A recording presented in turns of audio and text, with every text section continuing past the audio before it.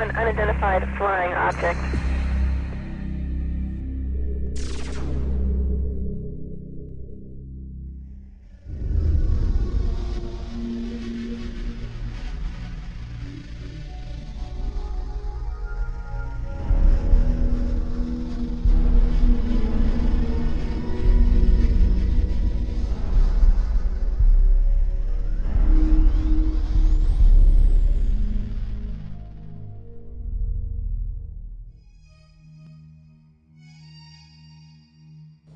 Good evening, my fellow Americans. The sighting over Washington yesterday has alarmed many of you. However, please, do not... We close? Yeah, we're close. 2001 was a real space odyssey for me. Instead of flying on a spaceship to the moon, Jupiter, or beyond the solar system, I met Dan Akyrod for the first time to talk about UFOs. That's when I knew I had to sit him down in front of a camera and just let him talk about the truth. Because if I didn't, no one would believe we had this amazing conversation. And one time I had this long conversation with Dan Akyrod about UFOs, and I thought it was like Einstein was hiding inside of a comic genius, just so that if he told us the real truth, you wouldn't have to believe it. If Einstein had told us UFOs were real, would we have believed him? He never spoke about it. But Dan Akyrod speaks about UFOs as if he were a full professor on the subject. So Dan, how did you get started in UFOs? What sparked your interest? What was the first thing that you can remember that happened to you that made you, ponder the question? Well, I was born in July 1952, and I guess about maybe when I was 8 years old, I found a magazine, a Life magazine, with a picture of the UFOs from that sighting on the cover, with a big inquiry. What are these UFOs? And so that kind of started it as a kid, and I asked my parents about it, and they actually couldn't tell me what they were because they didn't know. They knew there was some mystery there. Then I saw The Day the Earth Stood Still as a kid, and that was a film that directly related to maybe some of the motives for visitations from other planets. And it certainly seems accurate today if you look at the way mankind in the last 100 years has basically started to turn this planet into a cinder. 3-4 holes in the ozone layer because of industrial production around the world, nuclear testing, wars. I'm just sure, just in theory, if there were another species in the universe monitoring us or near us, they would be very interested in what we're doing to this planet, to this planet's atmosphere, and to possibly neighboring bodies. So there would be a concern there. And I think that in terms of the extraterrestrial machines that are coming and going, that may be a part of their motivation. We've just had a rash of sightings all over the planet, and we've got Iran and Turkey and Mexico. It seems like we're being invaded by UFOs. Let's talk first just about what's actually happening out there. Well, recently, the most dynamic sighting that we've seen, because it's corroborated by an actual government, is the sighting that took place over Mexico recently, where drug surveillance twin-engine turboprop plane was at altitude taking pictures of possible smuggling routes, and they photographed with their infrared cameras 11 unidentified objects. Some of them were in pairs and in threes, and of course, these were objects that couldn't be seen by the naked eye, but were visible on the infrared cameras. Well, the United States Air Force, after the news appeared in America, and it was covered on CNN and Fox. The footage was shown on Fox. It was shown on CNN, and in the Valley Daily News on the front page had a big headline, UFOs with a question mark, and it had pictures from that sighting. And of course, the United States Air Force had to respond, and they said it was swamp gas. So I don't know whether swamp gas is not visible to the naked eye and visible on infrared, whether it comes in multiple balls, whether swamp gas is capable of doing a complete circuit around an aircraft and then taking off at high speed and right angles into the sky. If it is, then maybe it was swamp gas. But somehow this seems to be a legitimate one, because the Mexican government decided we want to release this to the world. And this follows on the heels of the Belgian general who revealed some F-15 footage years ago of his Air Force planes chasing objects that were exceeding them in speed by twice again what his planes were going at. The French government, over the last couple of years, has released a comprehensive study on the UFOs. The Soviets have been, since the 1950s, engaged in numerous studies about landings, abductions, and the sightings. So we do have legitimate government inquiry going on. And in fact, as anyone in the field knows, the United States government for years has been covering this issue because they were compelled to cover it, because of Ken Arnold's sighting, because of the sighting over Washington in July '52, just after I was born, the famous shot of the V-shaped lights over the Capitol and over the Coast Guard station. So the government initiated originally, I believe it was, there were Project Sign, Project Grudge, the Condon Report, Project Blue Book, and then they engaged J. Allen Hynek. So, the French, Belgian, Mexican, Iranian, and Turkish governments are not the only ones who address this issue. Our good old USA government has, in fact, seen the necessity to put people's fears or concerns at rest. And as anybody in the field knows, these studies went on, and these studies revealed that, most of the sightings could be explained through conventional means, as either hoaxes or weather climatic things, but many of the sightings were unexplained. And so therein is where lies the mystery in all of this.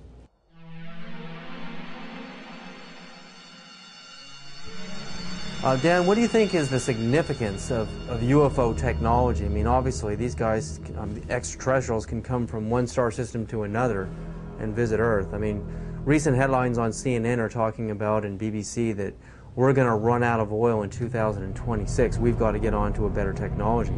I mean, to be able to go from another star system to Earth, obviously they have the answer. Well, the presence of these obviously intelligently controlled machines tells us that we are dealing with beings who have anywhere from 1,000 to 1 million to 10 million to 1 billion years advancement in technology on us. So you've got to figure that look what happened in the last 100 years. We have the Wright brothers at the turn of the century taking off in basically a fabric and wood aircraft. By 1969, we have lunar expeditions. In the year 2004, we have massive airplanes being built out of alloys and graphite, and this big ship that Airbus is building, the new Boeing plane. So in 100 years, from fabric and wood, we've come to, advanced metallurgy, fuel use, and propulsion in just 100 years. Imagine what a culture could accomplish in 1,000 years, or 10,000 years, or 1 million years, or 1 billion years. It's not inconceivable that you have intelligently manufactured and controlled machines that can not only traverse great distances in space by mastering gravity and the time-space continuum, but also the interdimensional travel that might be possible. Many theories now purport that there were not only 4 dimensions at the creation of the entire multiverse 14 billion years ago at the time of the Big Bang. There were 11, maybe as many as 21 dimensions. So some of these beings may be coming from an extra-dimensional place. I mean, and what it says is that these technologies have been harnessed, and that it's possible to use other fuels that don't rely just on simple combustion.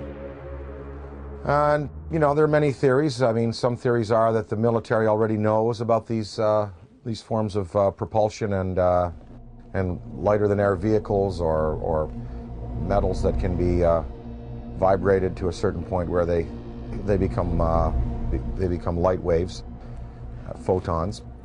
But they're not telling us. They're not going to reveal that, obviously, to us, and we just have to keep the search going. So I think that it's incumbent on us as a race on this planet to begin to find alternatives to the fossil fuels, but we're just not doing it fast enough. It's probably been the greatest and most successful cover-up in the history of the world. UFOs are as real as the airplanes that fly over your head. That is my unequivocal conclusion. Oh my God.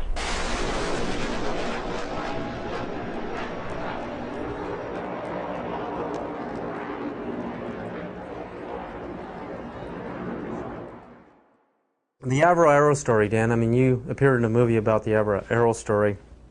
Canada broke the sound barrier. Diefenbaker dismantles the whole aerospace program in Canada, and all the engineers are hired by NASA and Boeing down here, and we finally break the sound barrier. But in Canada today, we have another scientist, Canadian scientist John Hutchison, is using wave induction, using Van de Graaff and Tesla coils and radio. On a 75-pound cannonball, we can see this huge cannonball levitating in the air. I mean, Boeing, NASA, Lockheed, all of these defense contractors are going up into his lab in Canada and trying to understand how this thing works, because the next person or the next country that figures out true anti-gravity propulsion systems is going to be king of aerospace on this planet. The Hutchison effect incorporates radio frequencies, Tesla frequencies, and high electrostatic energy to create a type of levitation effect where it can move a 75-pound cannonball of steel or brass bushings, water, wood, and other objects into the air. Are we doing enough in our universities, in our research labs? Are we putting enough money into this kind of a research? And what risks are we willing to take if universities in Beijing and China and Russia, they're actually going into the UFO phenomenon in their universities? But here in America, mainstream science, mainstream physicists laugh at the UFO phenomena. I mean, what do you think about that? Budgets are tight all around the world, and as far as putting money into the study of alternative technologies, funding research by people like Hutchison, the money is just not there. I mean, if you look at NASA, NASA is getting chopped back because the funds that are flowing through government now are focused on the war in Iraq and other things. So we don't even have the money to keep up conventional space exploration, development of metallurgy, fuels, ion drive systems. So I don't see any government in the next 10, 20, 30, 40, 50 years really putting the money into the kind of research that's needed to develop these alternative systems and to perhaps study what is driving these intelligent machines from somewhere else. Now, of course, that's on the visible side of things. We're hearing a lot about these special access programs where congressional money is approved by a very narrow slice of the membership in the legislature and given to the military to do basically carte blanche what they want with. So there could be a black military program that is producing what people are referring to now as the big black deltas, which are these huge black triangles that are being seen all around the world, the big black rectangles, which are also being seen all around the world. So maybe they look a little like this, the F-117, they look a little like the B-2 bomber. Maybe these are special access programs that have been applied to alternative technology and energy and are really practically at work today. But I don't see them revealing, the sources of these programs nor their applications right now. Okay, I worked in the U.S. space program for 36 years. I was a contractor employee, first working for McDonnell Douglas and then ending up working for Boeing after McDonnell Douglas was purchased by Boeing. I started at the end of the Mercury program and then worked the whole Gemini program. And during Gemini, I was responsible for the design of the equipment for the life support system. And so I had a distinct interest in keeping astronauts alive and having successful equipment. During the program, when we were flying the Gemini spacecraft, my interest in UFOs became very real. It became real because, first of all, Gemini 2, which was unmanned, it was rumored and talked about among our researchers that 2 UFOs had followed Gemini 2. And then Gemini 2 was, of course, recovered later. And I didn't think too much about that except, yeah, that's kind of funny. Very interesting stuff. And then when Gemini 4 flew, and its 4-day mission, 66 orbits, with James McDivitt and Ed White, about halfway through the mission, McDivitt said he has something up here with him.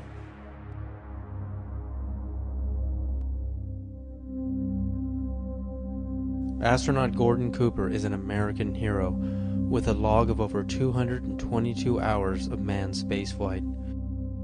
He had a long and illustrious career of service to his country. With over 11,000 hours of flight, he was a fighter pilot, U-2 test pilot in the Air Force, and is one of the first men to ever fly in space.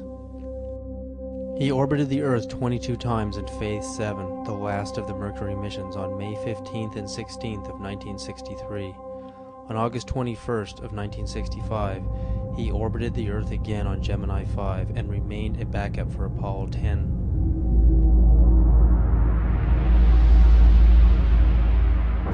Well, I've had some occasions to know some of the people who were involved in Roswell at one stage or the other. I think there's been an awful lot of untruths put out on Roswell and an awful lot of conjecture. I think there have been some truths in it. I think definitely there was something other than a weather balloon there.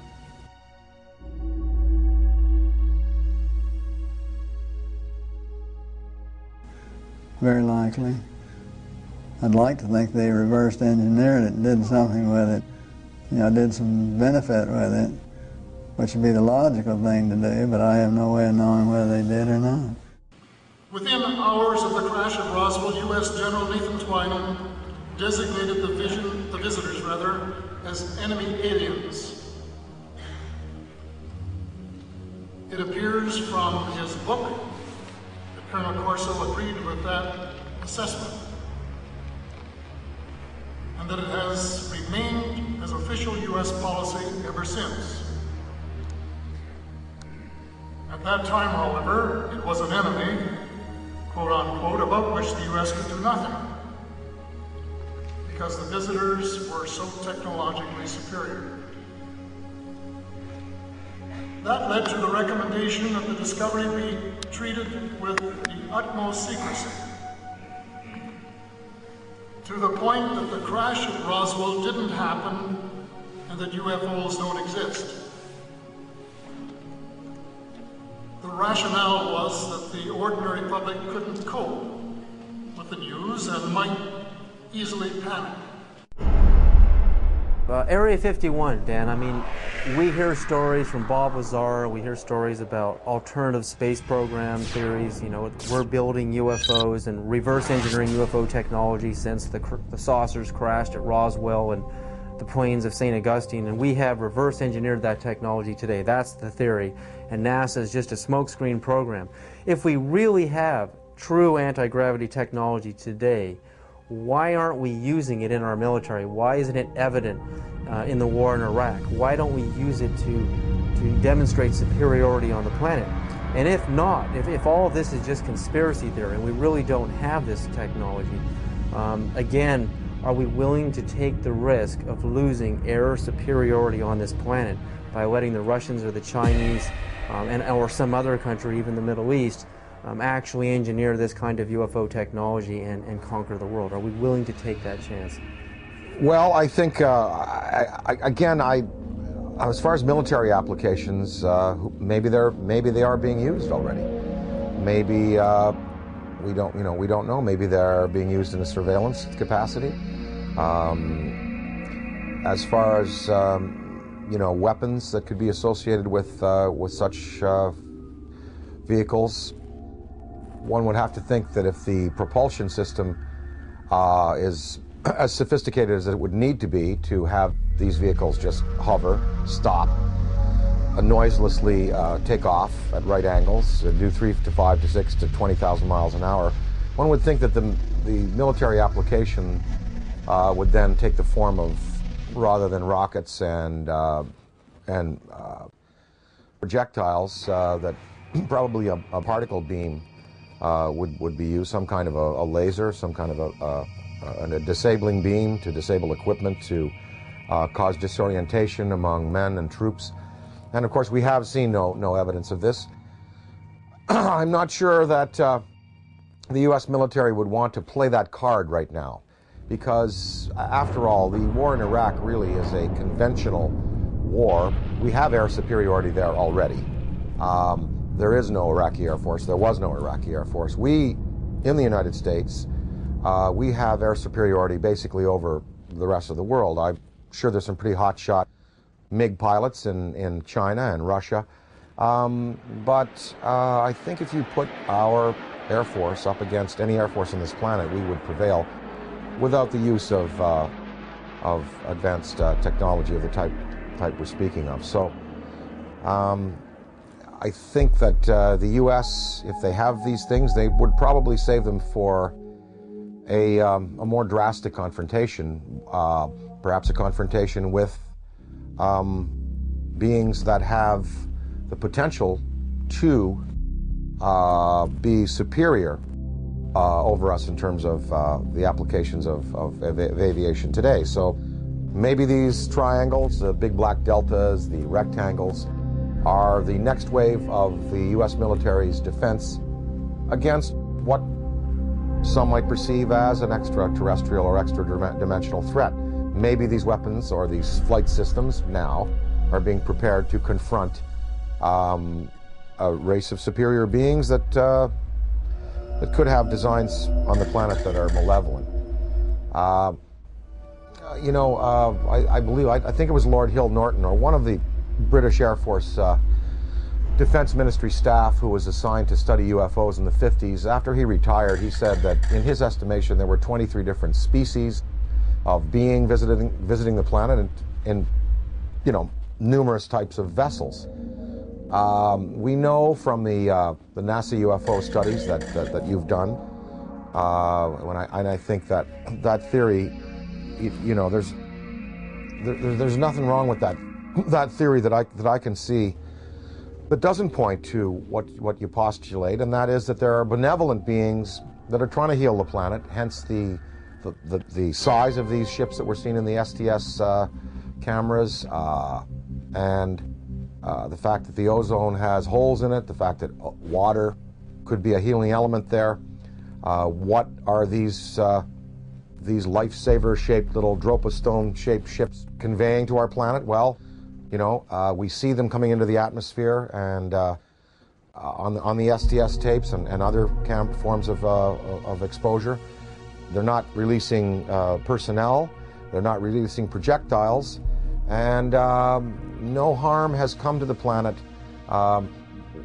through their intervention. So one can assume perhaps that maybe there are benevolent beings out there and malevolent beings out there, and maybe the United States government is preparing weapon systems to deal with the malevolent beings. Ronald Reagan said in a speech, he said, what if there were a species from another planet that was threatening us? We would all find a way to work together.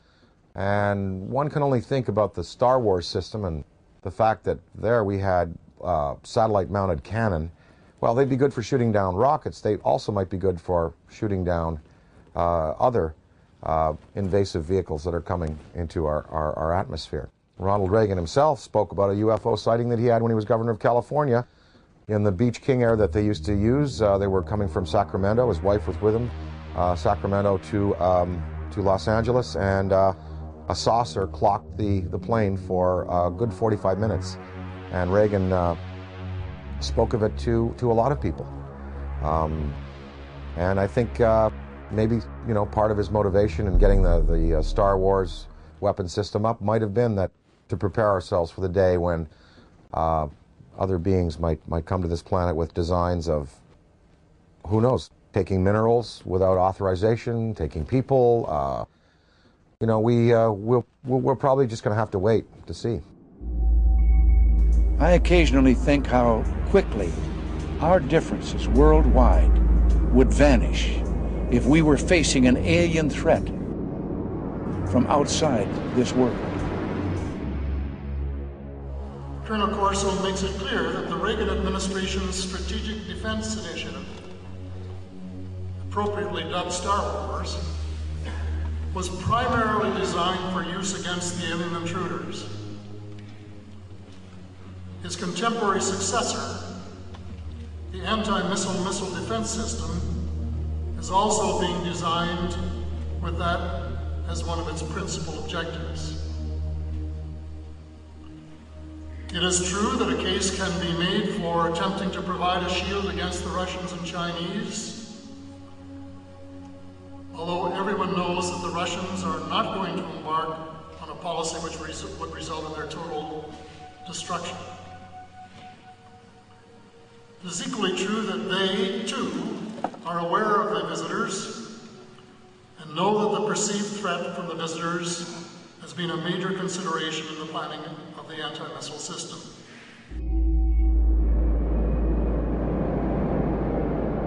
And the incident in question, as at least from my perspective, almost ignited a nuclear war, and that was 5 unidentified objects were picked up on radar coming in over the Pacific Northwest, Northern California, Southern Washington, Oregon area.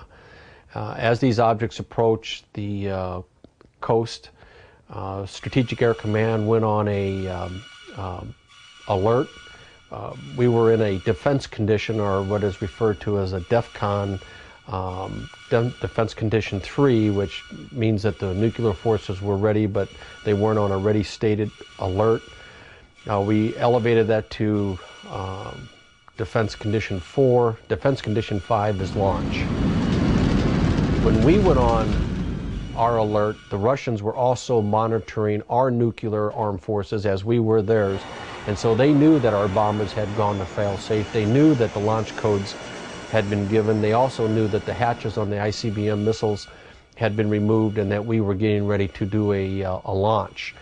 I know that Nixon, President Richard Milhouse Nixon, picked up the phone and called the Kremlin. The White House notified the Kremlin that these objects were not, and I repeat, not a preemptive launch by us, that they too, the Russians, had been tracking these objects as they came in over the Bering Sea.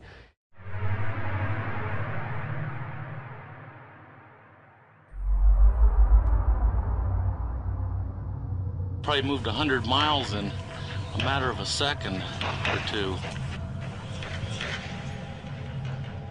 When we look at alien abduction, I mean, the idea of a human being being taken and having an implant inserted into their body, I often think of how biologists, how we tag whales. You know, we put a chip on a whale and we can track them via satellite, and also how, you know, we go into a frog's pond and we pull out the frog and we spread it out on the table. Remember in biology class we used to do this, and, you know, stick the little needles in his legs and cut him open. I mean, that's how we look at another life form in another world. So is it really a sign of violence and negativity that an extraterrestrial civilization is coming to Earth and doing the same to us, putting computer chip implants on us to track us, know where we are, study our species, do a little bit of biological experimentation? I mean, I know for us it's horrific. I mean, it's absolutely a violent thing for us as humans. But from their perspective, do you really think that they're being violent? Well, again, I have to go back to some of them might be here for good purposes, genuinely interested in perhaps helping mankind, and some are here for selfish purposes. Maybe these abductions, even though they're done in a objective but biological way, like we dissect frogs. Maybe they're doing it, you know, just for fun and for sport. I mean, I don't know. I think probably that that the fear could be justified in some senses. Anne Druffel has written this book about how to prevent being abducted. And we really think, even if benevolent species coming to this planet and taking a man and a woman and taking ova out of a woman and sperm out of a man, that's tremendously invasive and very traumatic for the human beings. So even if the motives are good, you know, these actions are as violent as anyone we're capable of on the planet. I think that a certain amount of fear is justified. If you look at Day the Earth Stood Still, you know, the first thing that happens is the army is assembled and, you know, guns are shot at these beings and at the ship.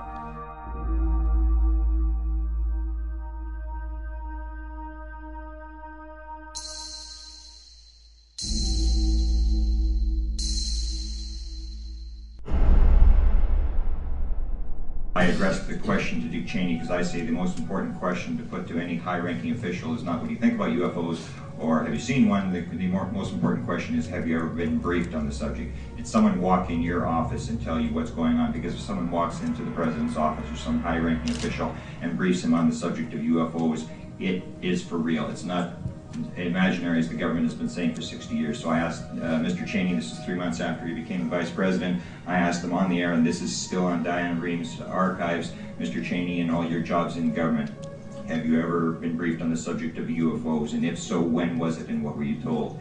And Mr. Cheney said, if I had been briefed on that subject, it probably would have been classified and I wouldn't be talking about it. January 22nd, 1997, I noticed 3 amber orbs now at a distance far west on the horizon. And I'm thinking, wait a minute, even though they're in a line formation, they were amber, they were in a formation, they were hovering for minutes. And as I'm pointing like this, they reappear in the same spot. And I thought, I have to get a picture of this. And I ran upstairs, I grabbed my 35mm, get out onto the balcony. As I'm ready to shoot the 3 bottom orbs, suddenly 6 amber orbs in a row, totally equidistant from each other, massive span across, pop up. On March 13, 1997, over 10,000 Arizona residents witnessed the single most spectacular UFO sighting in the 20th century. Headlines surged the nation, and Arizona residents demanded answers from military and state officials. A mile-wide UFO was seen from as far north as Flagstaff, Arizona, and then the giant triangular UFO hovered above the great city of Phoenix, Arizona, where Dr. Lynn Kitai shot this amazing videotape.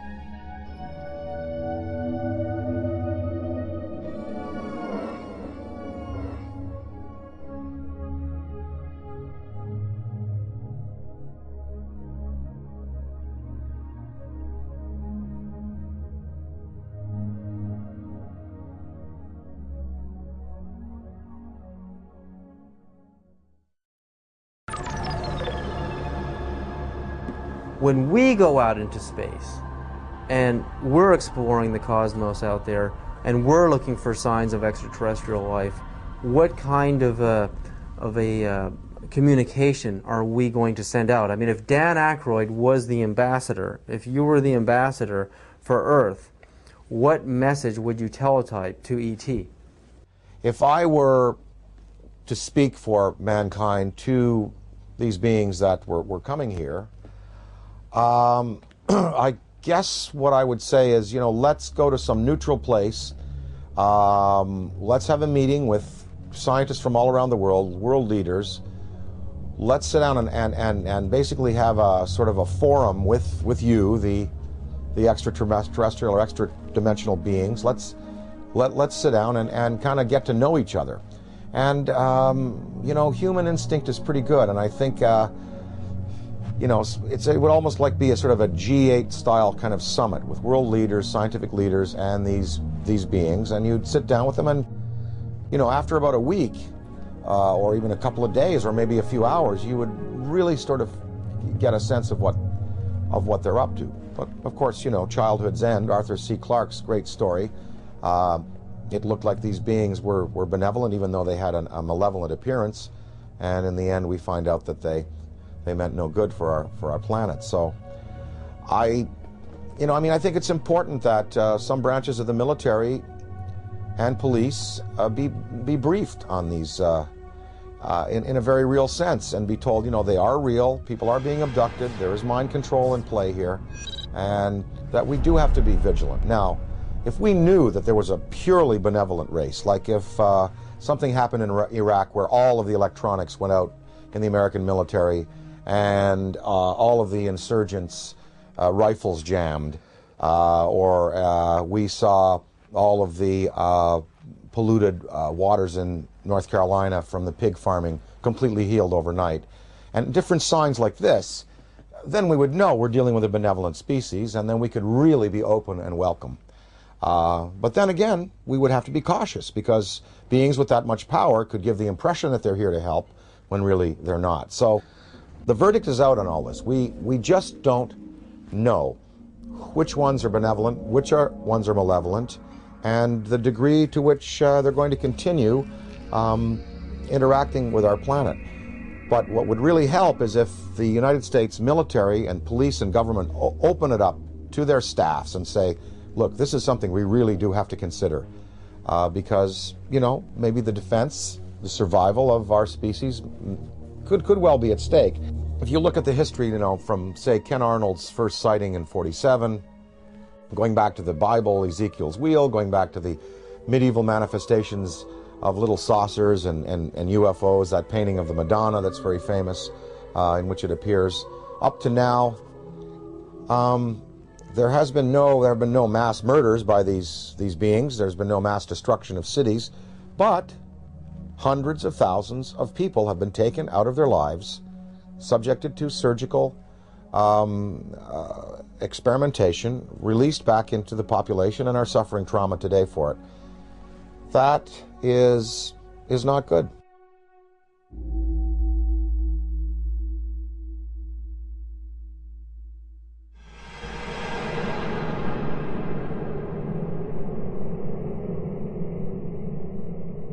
The idea, I mean, like in the movie Close Encounters of the Third Kind, the meeting on the dark side of the moon in Devil's Tower, Wyoming, I mean, it seems like the logical thing to do. I mean, we have a communication, a teletype message, we have a place, a location, and a time, and we isolate it from the public until we know it's safe. I mean, we check each other out. I mean, this seems like the most logical thing to do, you know, even rather than meeting on the White House lawn. I mean, this is the way we would like it to happen. But that doesn't seem to be the way it's really happening. I mean, these extraterrestrials don't seem to be so interested in doing things politically the way we do things on Earth. They're picking certain individuals to contact. They are zeroing in on those individuals. But now, I mean, there are so many sightings going on all over the planet. I mean, it's just amazing. I mean, Iran, Turkey, Mexico, Venice, California, Sonora, California, Texas, Death Valley. I mean, the reports are coming in every other day now. It seems like we're heading towards an omega point. I mean, what is about to happen? I mean, is this all just a coincidence that more and more people have video cameras, or do you really think, you know, there's a major unprecedented communication that is about to happen between our extraterrestrial visitors and humanity? Or again, is it the video camera question? More camcorders? There are definitely more video cameras out there, and definitely more sightings, and definitely more credible witnesses. You know, the biggest thing in ufology in the 60s was Herb Shermer, the Nebraska Highway Patrolman, who was at the Ashland Oil tank farm out there in Nebraska, and he writes in his diary, you know, saw flying saucer, and then under hypnosis, turned out that he was taken aboard and informed of their intentions. Barney and Betty Hill. I mean, these were the key cases. Shermer, Barney and Betty Hill, the Pascagoula incident, Travis Walton. Now there are hundreds of cases like this, And I think that because it's in the consciousness, because we have, you know, a poll saying basically half of the world believes and half doesn't, we're reaching a point where, as Stephen Bassett talks about his time clock, it's like the nuclear time clock that we had in the 50s before we blew the world, you know, before we blew the world up. The theory that once the hands got to midnight, that's when all the nuclear weapons in the world would be discharged. Well, we've stopped that nuclear clock, thankfully. But as far as the UFO clock, he says we're 1 minute to midnight now, meaning that in a minute to midnight, something really, really spectacular is going to happen. Now, whether that's a mass appearance, whether that is, you know, it come over to the Yankee Stadium during a game, I think possibly the next, maybe even in the next 5 years, we're going to have occasions like the one I experienced in upstate New York in the mid-'80s when I woke up in the middle of the night and I said to my wife, they're calling me, I want to go outside, they want me to come outside and see. He said, who? Something outside wants me to come out and say, oh, just go back to bed. I went back to bed, but in the next day in the media, in newspapers, in radio, all over upstate New York and Ontario and Quebec and Vermont, people spoke about this urge they had to go out of their houses at 3 in the morning and look up into the sky. And 12,000 people shared this urge. And they went out and it was a big, big news story. And of course the Air Force said that a Chinese rocket had exploded over New York State. And what people saw was a massive, miles-high pink spiral in the sky above the Great Lakes. In Hull, Quebec, Canada, a few years afterwards, there was a story of several hundred people, almost 1,000 people, in this community, Gatineau, north of Hull, Quebec, Canada, in the Quebec province, sharing this urge to come outside and look up into the sky, and they also saw an apparition. So there are going to be more of these mass sightings. And, you know, the day that 1 million people in Idaho at a rock concert or something see it, that is when you're going to really get the conventional military and police sitting down to say, well, it's time to throw the Brookings Institution report out and lay it open to the people and let the people decide, you know, what must be done in conference with our state leaders.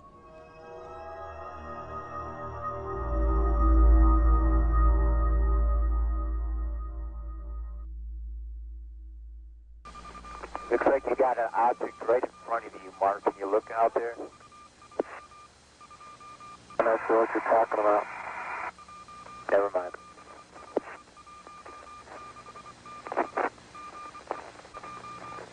Are we missing something? I don't see anything. Yeah, we think the camera filter came off, Mark. It's about your 10 o'clock, 11 o'clock going away. Don't worry about it.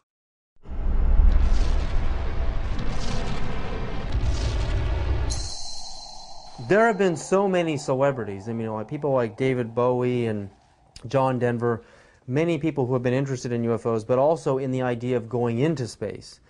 Would you train and go on the space shuttle yourself and conduct investigations into UFOs? And if you did that and you took an oath that stated that if you did discover something out there, that you would not share it with the American public. And if you knew you had captured on videotape actual UFOs from the space shuttle, would you break that oath and share the truth with the American public? Well, you know, first of all, I'm claustrophobic, so I doubt I'll go up into space.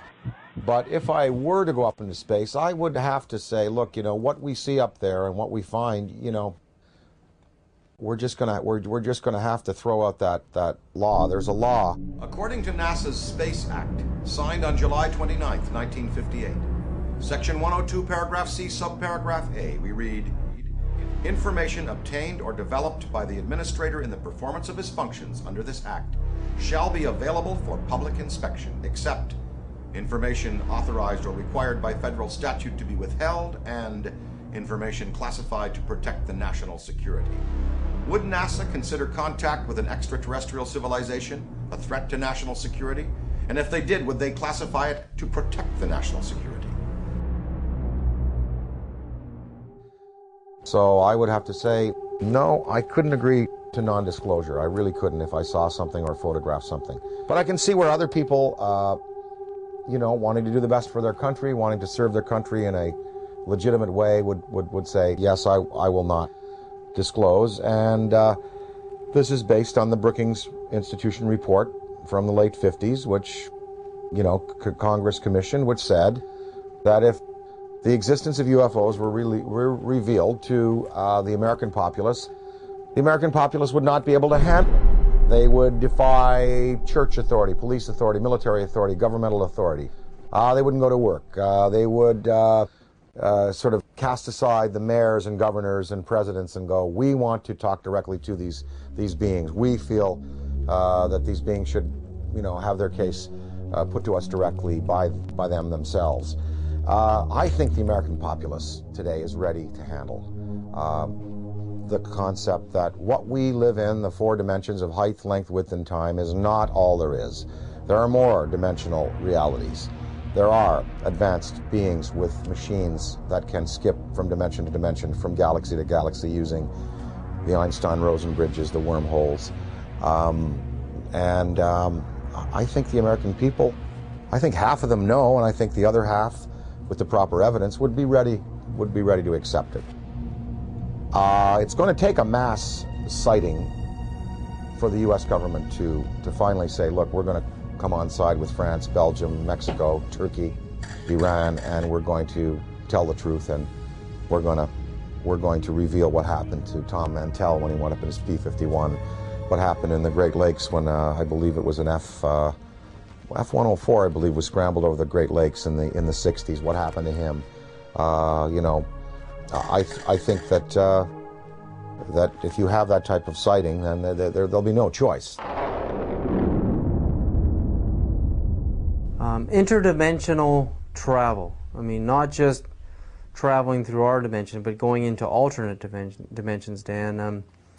Would you, and if you could, a spaceship arrives in your yard, and you've got the barbecue out, and there's the steak on the grill, and they want you right now to come with them and go into another dimension, and to move forward and backwards on the timeline, to go forward in time and backward in time. If you could move forward and backward in time, are there any events in human history that you would interfere with, that you would change to alter the destiny and the course of humanity? Well, I wouldn't want to go back in time and change anything, because that would be a tampering that I wouldn't serve mankind well. Although there are many horrors, of course. Wouldn't you have loved to have caught Hitler as a 15-year-old and have him drown in a river?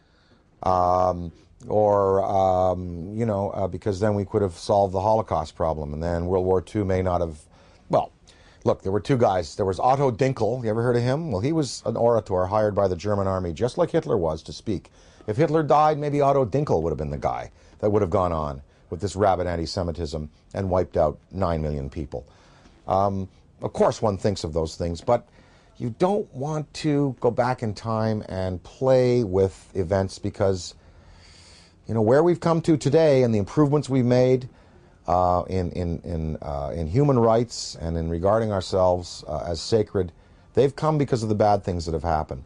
Now, if I went into the future, I would want to see where this planet is 300 years from now. Did we make it? Did we make it? That's what I would like to know.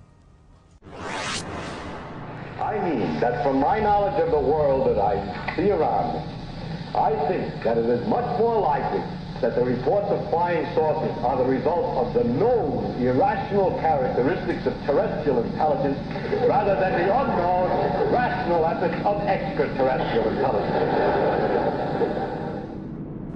Interdimensionality, again, if you could move forward and backward in time and meet any personality, any public figure, celebrity, or politician, or mystical figure, is there anybody that you would like to sit down with? If you could have lunch with them, or just sit down and talk to them and have a discussion, forward and backward in time? Oh, I'd love to spend an afternoon with Richard Feynman. Would love to sit down with Heisenberg, and of course, Einstein, Niels Bohr, Max Planck, You know, I'd love to sit with the, you know, the particulate, you know, the quantum physics guys, because there really is the root of understanding how and why the world is the way it is, and the joy of these studies in antimatter that are occurring.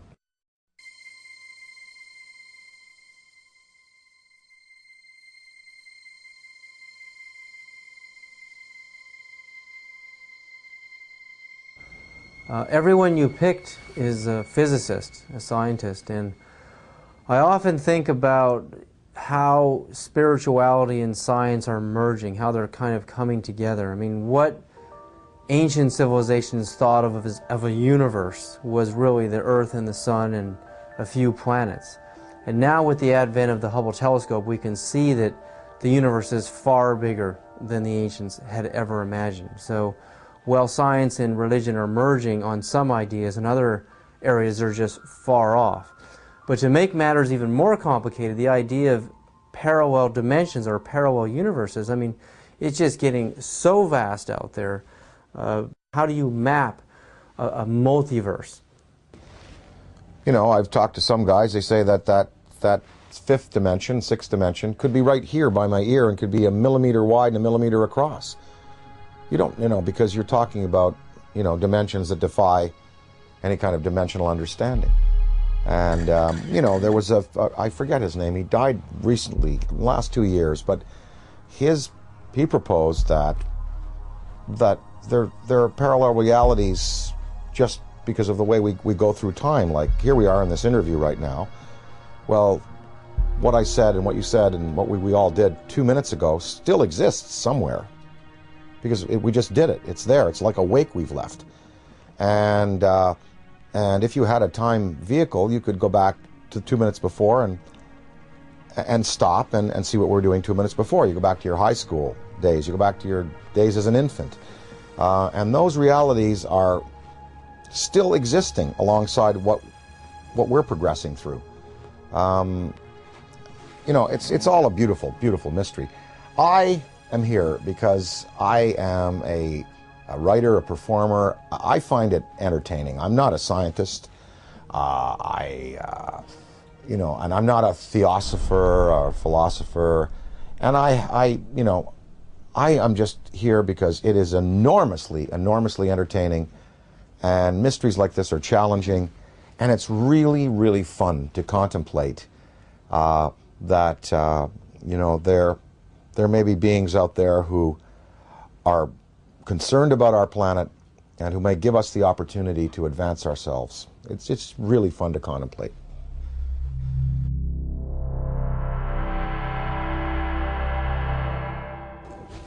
All the physics that we know on this planet, quantum physics and conventional physics and metallurgy and you know, all of it, it can really encompass a theory of how these ships move. I mean, you've done it yourself, David, proposing, you know, that if you can convert, you know, a mass to a state of, you know, of photonic energy, then there is no mass anymore, and you're looking at pure light. You're looking at anti-gravity. You're looking at something that can be, you know, harnessed in waves. Well, what is the fuel? Well, people, you know, Bob Lazar talked about, you know, this element 115 that was put into these generators to boil mercury and to be used as gravity tractors. Maybe that's it. I don't know. I mean, they must be using a fuel that's unavailable to us. Does it give off radioactive waste? What is the cost to them? For instance, the Venice UFO that you recently showed me, and I covet that tape. That's amazing. Because you see the metallic quality of the object, you see the force field around it, you see it spinning. It was May 2nd, 2004, approximately 11:30 a.m. And I was walking from my apartment with my girlfriend down this alley right here. And we were just sort of walking this way, and I looked up over at those phone lines, and we saw something that we really couldn't make sense of. It was a very shiny, you know, metallic disc. So we turned the corner here, and this is basically where we're just looking at it. And we're pretty much like, okay, that's not a balloon or anything we're familiar with. So we sort of kept walking to the corner and just stared at it for a while until it hit me, you know, that this was really something. There was a man also looking at it, sort of a bystander, and he said, wow, do you guys see that? And that's when I realized all three of us were looking at something extraordinary. What is the environmental cost of running these machines? Are they clean or are they not? Is there some, wherever, you know, they came from, is there some place they have to go back to after their journeys are finished to dump whatever they've used up in terms of fuel, like we would a bad fuel rod in a reactor? That is a question I'd like to know. I'd like to ask is, you know, are you a clean burning vessel, or is there some cost that you pay like we paid for atomic energy? When we consider that it may be possible to take mass and reduce it down to zero, make it as light as a photon, we can start to approach this whole light speed phenomena from a whole new direction. I mean, we're going to be able to do this. This is the only logical answer. There are no fissile nuclear materials in the universe as we know it to produce the kind of energies in a steady stream that you need to get mass up to that speed. There are no fissile nuclear fuels that can produce 1 trillion electron volts all day long. And wormholes are even more exotic. The idea of, you know, bending and folding two spaces of space-time together and creating a shortcut wormhole to vector in between those 2 points, according to Kip Thorne, who wrote Black Holes and Time Warps, that the energy required for a wormhole is 100 million suns, the negative energy they put out for an entire year. There are 100 million suns in our galaxy alone. That means all of the negative solar energy coming from our suns in this whole galaxy, the total energy for a whole year is required to create a wormhole. Where has any extraterrestrial civilization or our civilization going to get access to levels of energy that high? It's never going to happen. That's why I've reversed the table here. I said, you know, you have to ultimately get frustrated with the idea of increasing energy en masse. You have to just, it's like banging your head against the wall and trying to cram it through the wall. You will never be able to do it this way. So the new way, as I've proposed, is to make this all possible. And when you consider UFOs coming in, stopping on a dime, and then accelerating and turning out into space, any Air Force pilot can tell you that stopping on a dime, the G-forces are going to throw you right through the walls. Yeah, you'll be crushed. And then sudden acceleration is going to do the same thing. It's going to destroy the body of the pilot. So this new approach and this new idea, I mean, this is just the inception, it's just the beginning, but I think this is really the only avenue that we can look down right now and the only way we can see solving this problem.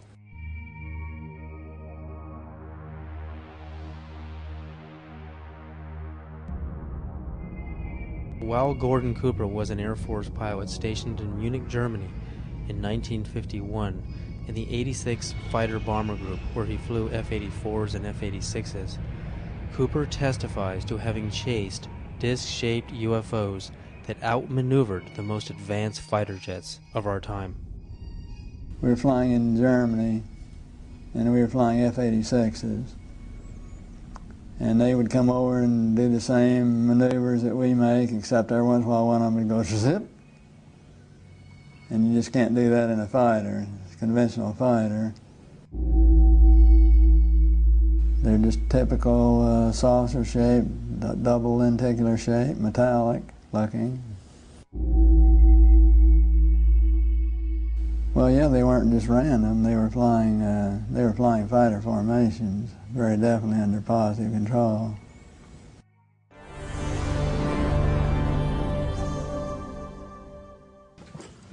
I'm here to announce that the second annual Exopolitics Expo, X-Conference 2005, was concluded on Sunday, April 24th. This event was produced by Paradigm Research Group.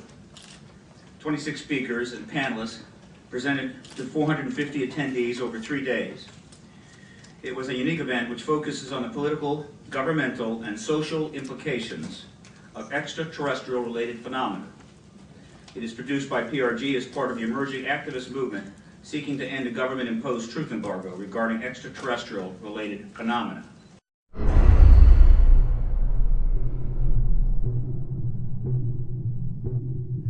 Do you believe, and describe, do you believe that your show was shut down for national security reasons? And tell us a little bit about what happened with the show out there. Well, what happened, we sold the show to Sci-Fi Channel, and it was called Out There, and I basically interviewed all of the people that I admired in various fields of study, like Colin Andrews from the Crop Circle movement, Linda Moulton Howe, the expert on cattle mutilations, John Mack. And let me just put a pin in things right there, because John Mack has taken the study of abductions, UFOs, right out through the other side, and he's going, yes, we know they're here, we know they're coming, we know people have been taken, we know there's experimentation going on, we know people have been told about agendas. What we now have to do is use that as a key and as a motivation to socially transform this planet to a more peaceful, more loving, more tolerant state. So his movement, the movement for social change, has just accepts as a fact abductions, UFOs, interplanetary intervention, and what he's doing is taking it out through the positive side of it and saying, now we must use it to socially transform. And I think his message is great. But I talked to him, I talked to the Allagash guys who were taken in the canoe in that trip in Pennsylvania. The last show we did, I had both Bassett, who has the UFO time clock, and then Greer. Both Bassett and Greer were there. They were my two guests for the day. Well, the show was canceled that afternoon. And I was outside, before I knew it was canceled, in between the interviews. And I was outside, and Britney Spears called me because she wanted me to appear on Saturday Night Live with her. And so I was outside having a cigarette, the phone rang. Oh, Brittany, how you doing? Oh, sure, of course I will. I turned away like this. I turned back, and there was a black Ford across the road, a black Ford sedan. And I was trying to look at the plate, and the plate seemed kind of like fuzzy, and I was, definitely a police car. And two guys were there, and a big, big, tall guy got out of the back seat. And he stood in the street on 42nd Street it was. We were at 42nd Street and 8th Avenue. And he looked right at me. And literally, I was on the phone. Hey, oh, sure, of course I'd love the show. Saw the Ford, went back like this, turned back like a half second later, and it was gone. And that car did not go past me. It did not make a U-turn, because I would have seen 42nd Street. I would have seen that thing take a U-turn and go away. That car vanished. That car was a cloaked vehicle of some type. And whether this was like a warning to me, because the guy got out of the back seat, gave me a real dirty look. That car vanished. I know what I saw. And, it was just this fast. It was, oh, hi, Brittany, sure. Oh, of course, I'd love to. Guy gives me a dirty look. Oh, well, sure. Car gone. That's what happened. And then 2 hours later, we were told we were not to continue taping, and the show was canceled, and none of them would air. I don't know. I don't know. Was that an MIB experience? Black helicopters, military abductions that happen. Sometimes people are taken, and they talk about then being visited by military personnel and debriefed about their abduction. Was it a technology associated with some of these beings that are visiting that wanted to warn me off, or that wanted to give me verification that I was on the right track? I don't know. But I do know I did turn back a second later, and it takes so long for an automobile accelerating from 0 to 40 miles an hour to reach the corner of 8th Avenue and 42nd Street going past me, and then pulling a U-turn and going out towards Times Square. I would have seen that car. And I looked around. I was looking for that, then it was gone. So, I don't know. The tapes exist. I have them. We're going to try to repackage them. We might put them out on DVD.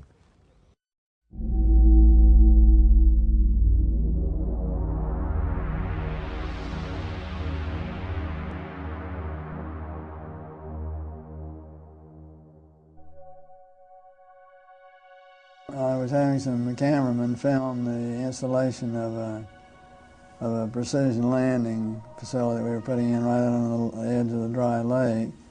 And this saucer flew right over them and put down 3 little gear and landed out on the dry lake bed. And they went out to, picked up their cameras and moved on out toward him filming. And he lifted off, put the gear back in the well, and climbed out at a very high rate of speed and disappeared. And so while I was going through all the regulation books and finding out the number to call in Washington to report it, I had them go over and develop the film. By the time they got back with the developed film, I was on the higher and higher and higher level officer talking to me. Finally with the colonel telling me to, when the film arrived at my desk, to put it in the carrier pouch. There would be a courier there at my office by that time already, and they'd arranged for him to fly in our base airplane back to Washington with these films, and do not run prints, etc., etc., etc. We didn't have a chance to run it. I had a chance to hold it up to the window and look at it. It was certainly good film. Well, by this time I was involved in the research and development and doing very classified programs myself, at the test center.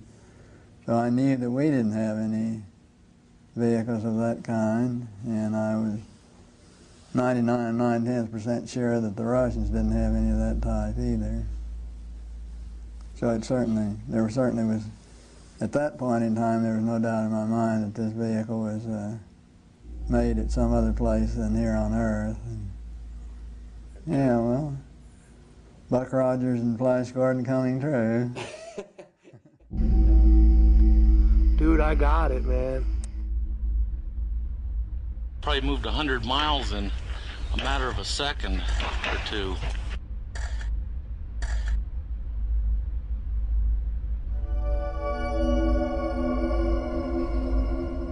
In July of 2002, right here in the Washington, D.C. area, there was yet again a airspace jet chase by 2 F-16 jet interceptors, which were chasing a bluish object right outside D.C. In fact, we have one of the key eyewitnesses here in this room today. This received some play in the Washington Post and a little bit of mainstream media, then of course fell into the black hole of the media, never to be discussed again. What were these objects that were able to outperform F-16 interceptors in a post-9/11 America? What is going on? And what are the consequences, or the potential consequences, in the event that we should shoot down a few of them? A related question that I have been asking myself is, to what extent are they really an enemy? What crimes have they committed against humanity? They have certainly upset the military by flying over their most secret installations, by shadowing their planes, and by buzzing their astronauts. The Army shot 1,430 rounds of anti-aircraft fire at the UFO between 3:12 and 4:15 a.m. Army Chief of Staff General George C. Marshall wrote a top-secret memo to President Franklin D. Roosevelt that the U.S. Navy recovered an unidentified craft off the coast of California. The retrieved craft was in fact not earthly and in all probability of interplanetary origin.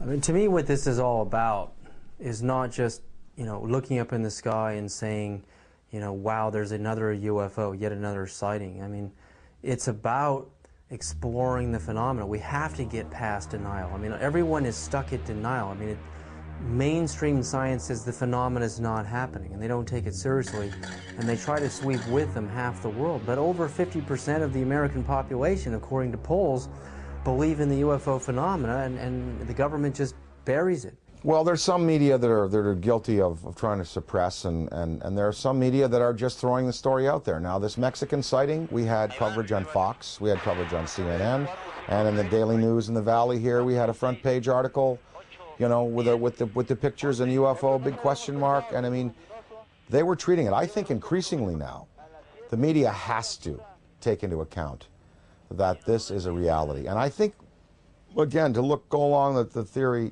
and the feeling that John Mack has, we you know, let's get past the debate whether they're here or not. Let's start to analyze who they are, how many of them are there, what kind of systems they're using, what their intentions are to us here on their planet, and can we utilize this knowledge to better ourselves as a species.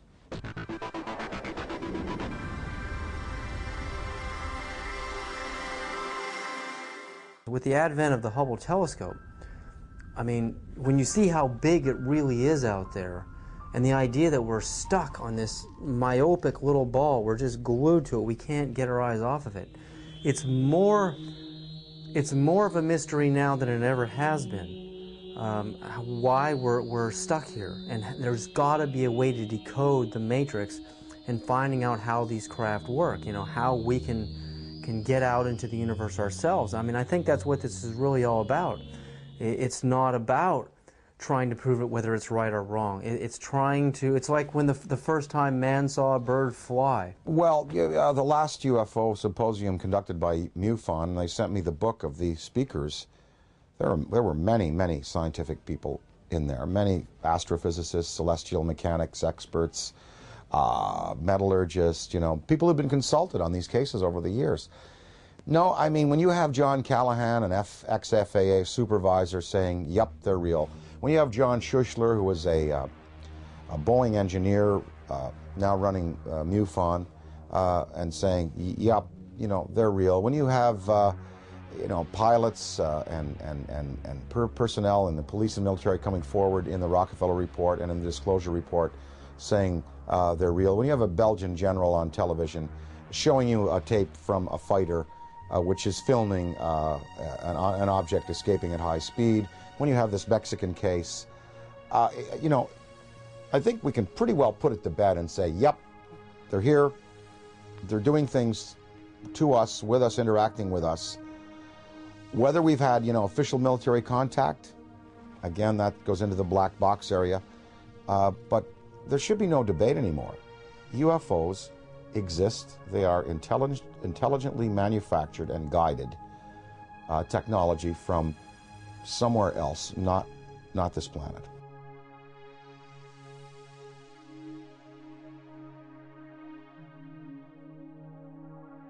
While human beings can only see from red to violet wavelengths of light, the infrared and ultraviolet spectrums are invisible to humans. I quickly learned that NASA uses special video cameras that are capable of seeing into these invisible spectra.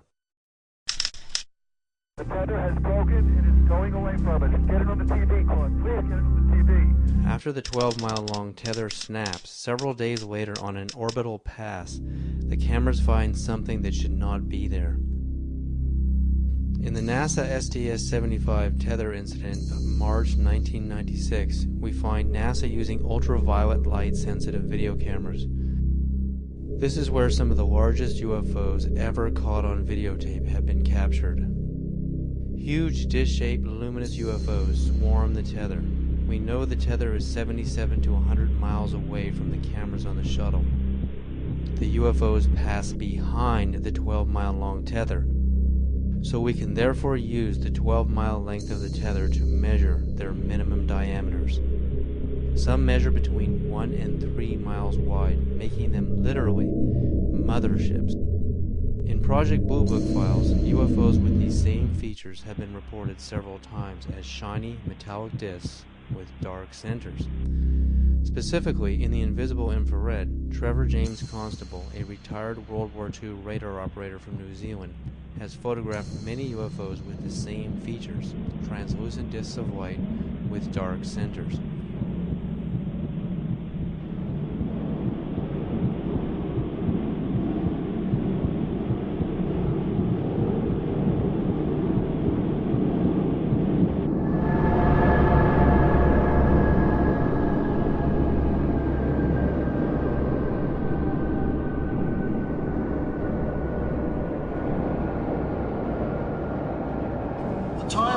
time to lift the veil of secrecy and let the truth emerge so there can be a real and informed debate about one of the most important problems facing our planet today. So how do people respond to Dan Akyrod when he talks to them on a personal level about UFOs? You know what? It's interesting. When I talk to people, well, first of all, people ask me about it. They come to me and they say, oh, well, you know, we saw an interview, we heard an interview, they heard the thing on Art Bell that we did. They come to me and ask me about it. So it's not like I have to go out there and crusade and say, hey, did you hear about the latest Mexican case? They've seen CNN, they've seen Fox, they've seen the Daily News. They come to me and ask me about it, and I basically lay out, you know, my thoughts on it. I'd say half the people that I speak to about this have either seen themselves, heard about it from a credible witness, or are willing to accept.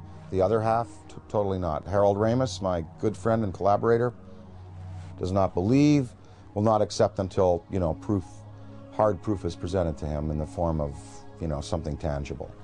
And so what I've been able to do is just open people's minds a little bit and let them think about it. And of course, the greatest proof are the kinds of tapes that now exist, the kind of videos that exist. Usually when I show some tape of some different things that have been exposed to me, well, it's pretty convincing. And then at that point, people have to go away and accept that, you know, that these things are a part of our reality. Well, what I'd like to, you know, what we'd all like to affect is some positive change in the world and try to help the tipping point where good tips to overflow evil in the world. I mean, you know, we know there's good and bad out there, yin yang, black, white, you know, there are, you know, there's tremendous divisiveness in the planet, and, you know, perhaps this study and this understanding of things that are greater than we have accomplished technologically will lead us to a spiritual awakening, one that helps us respect other beings out there in the universe and other dimensions, and also in our own 4 dimensions and here in the physical world that we live in. The sacredness of human life, the willingness to get along a little better, to relinquish materialism and territoriality in favor of a more comprehensive worldview in which we unite and we all feel the energy within us as part of a universal light. Gotta thank you, Dan, so much for this interview. I'm very grateful. I really believe you're one of the greatest minds in our world at this time. Thank you so much.